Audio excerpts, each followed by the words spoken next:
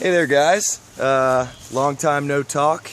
I just wanted to do an update video, kind of fill you in on what's been going on since I got off trail.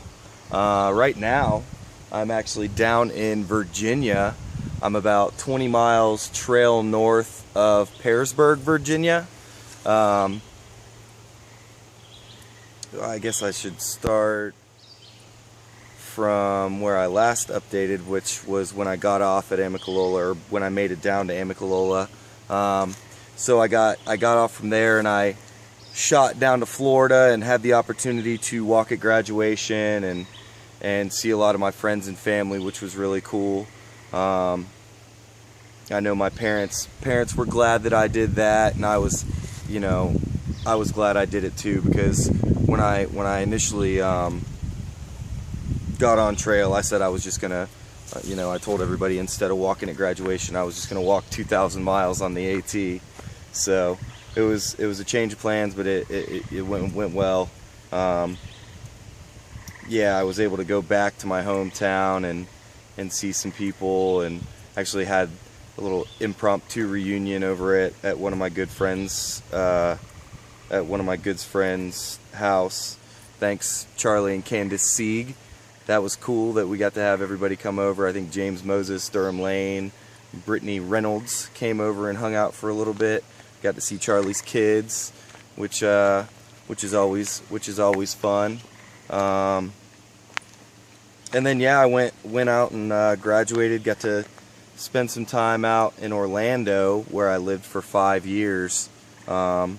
Stayed at my mom's house, and some of my Orlando friends came over, and we had a little post-graduation gathering out there, which was fun. And then yeah, right after graduation, I loaded up and made for New England. And at this point, I've been up there for 2 weeks. Got trained up in what I'm going to be doing for the ATC, and last week they kind of cut me loose, and I was on my own. Got to work.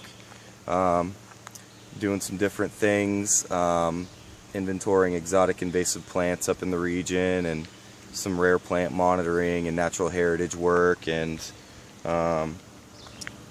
phenology monitoring, which is the study of the seasonal changes in plants and animals, which is really cool work. I'm really enjoying it. It looks like it's going to be a fun summer for sure. Yeah, and I actually had potentially something going on with the Appalachian Mountain Club this past weekend, and it didn't end up happening, and I found out on Thursday that it wasn't looking like it was going to happen. So everybody who I've been hiking around on trail was asking me, Bomber, are you gonna make it to trail days? Are you gonna make it to trail days? And I couldn't give anyone a definitive answer. And then when I kind of found out that I wasn't going to be out in Connecticut with the AMC this weekend, it was just kind of a spur of the moment decision, and I loaded up again and made the 11-hour trek down to Damascus, and I had been in Damascus for the last few days, which was a great time. I'm glad I did it, because after this whole experience is over and done with, had I not gone to Damascus for trail days, I think that I would have regretted that. So I was glad I was able to go. Thanks to Lady's parents, Mark and Cindy. You guys are great. They had a cabin just outside of Damascus on the Creeper Trail, and they let me crash there at the cabin, which was really cool, because finding a place to stay in Damascus for trail days is nearly impossible, especially last minute. I mean, you can always do the tent city thing, which is an experience in itself, but if you're thinking about getting any kind of sleep, then that's probably not the place you want to be. But we made it over to Tent City quite a bit, because that's where the majority of the thru hikers are throughout the course of the day and the evening and the night, with the bonfires and things like that. So yeah, I got in got into Damascus Friday afternoon, evening, and just kind of hung out and saw a ton of people that night. And then Saturday, kind of bounced around, checked out some of the vendors, and was able to see more people. And we, headed down to partake in the thru hiker parade, which is yearly tradition. All the thru hikers parade through downtown Damascus and get sprayed with water from water guns. And historically they'd done water balloons, but I guess this year they decided that they didn't want to do that for safety purposes, which is understandable. It was still fun.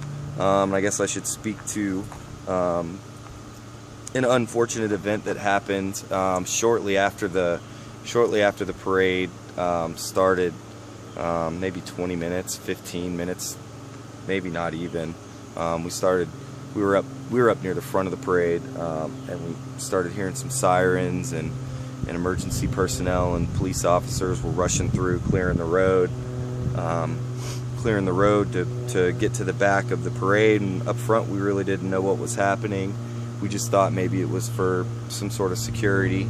But I guess former thru hiker was in their car and had some sort of unfortunate medical incident happen, and from what I hear, the person was hunched over in the car and kind of lost control of the car and ran through the crowd of thru hikers.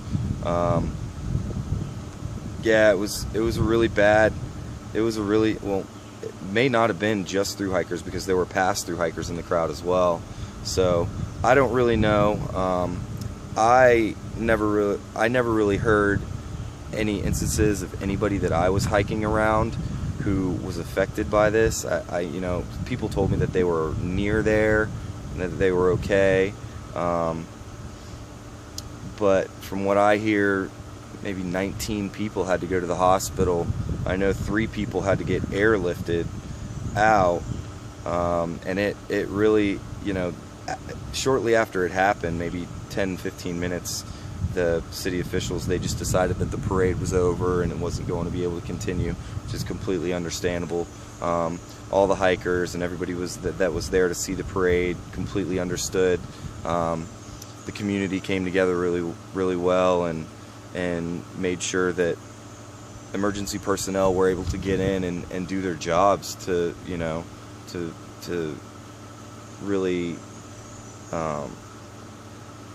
not make it more difficult for them to help the people that were affected by the unfortunate incident.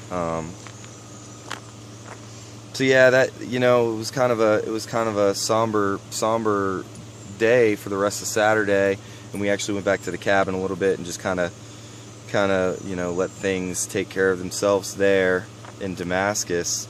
And then Lady's dad and I, we rode bikes back in to kind of check out what was going on. We rode in on the Creeper Trail, and when we got there, we heard that somebody had talked to the chief of police, and of the 19 people that had to be hospitalized, the majority of them had already been discharged from the hospital. And this is just hours later. The majority of them had already been discharged from the hospital.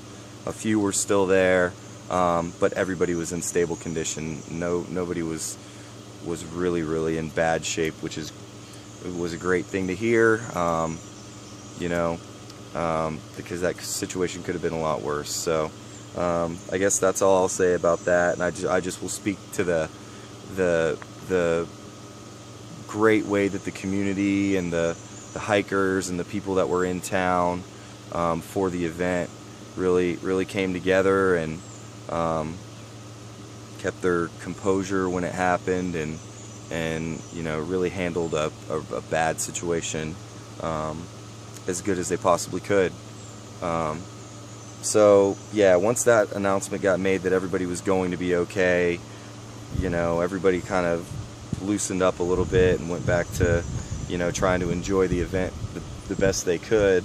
Yeah, we had a big bonfire on Saturday. It was great. drum circle. It was a lot of fun. And then Sunday, which was yesterday, a lot of people had gone down to do Trail Days Hardcore, which is something Bob Peoples, one of the Tennessee Eastmen, he runs, and it's a large group of people go, and they all donate their time and help to do some sort of trail maintenance. So a lot of people had split to do that. Some people were getting back on trail. I had told Lady that because her parents were driving back down to Florida, save them the 2-hour detour out of the way to drop her back off up here near Pearisburg. I said I'd drop her off on the way back to New England, so that's what I'm doing right now. We actually were hanging around Damascus yesterday, and we're like, yeah, we might as well get on out of town. Nobody's here anyway. So, oh, that was after I went and got some gear repair, which was great. Scott over at the gear repair tent. I'm not sure if he works for Granite Gear. I'm not sure who was running the gear repair tent, but took some of my stuff over there, and he set up a issue I had with my tent and a issue I had with my pack. Got me taken care of, in and out. Thanks a lot, Scott. That was great. But yeah, after that, we got on out of town, and Lady and I drove up to Blacksburg, which is the nearest big city near Pearisburg. So we hung out in Blacksburg yesterday, and then shot her over to the trail today. But yeah, that's pretty much all I got for right now. I'm probably not going to be doing a ton of videos, you know, for a few months. I'm going to be doing my work up in New England, and I'm on trail. I'm definitely still hiking, but I'm hiking at a much slower pace. I went from doing somewhere between 2.5 and 3 miles an hour while through hiking to hiking something like 1/2 mile an hour while I'm on trail doing the invasives inventories and things like that. So it's definitely something to get used to, but you know, it's still a unique experience in itself. But in my last video, I had talked about how Lady was going to get into doing the videos and kind of, you know, take the torch from me, and you know, she wasn't able to get that going yet, but we've kind of been chatting over the course of Trail Days, and we got her set up with a channel and everything like that, and an apparatus for filming, and I think Lady's gonna do me the just service of kind of continuing on from this point. And I know a lot of people who have subscribed to me on my channel are interested in following her along as she continues in, you know, the bubble that I had been hiking in, you know, so to say. But from what I hear, it's kind of changing a little bit, but you know, that's to be expected on a through hike. So yeah, I don't know if I've ever formally introduced Lady, but this is her. We hiked a lot of miles. I think we hiked together essentially from Blood Mountain to Hot Springs, and then I got hung up there doing some different things, the interview for the job and things like that, and then she hiked ahead, and it was 200 miles to catch me, something like that. Yeah, I think I caught you right before Damascus, and then we did the Damascathon, 26 miles into Damascus in the rain, which was a pretty cool last day to be on trail for me.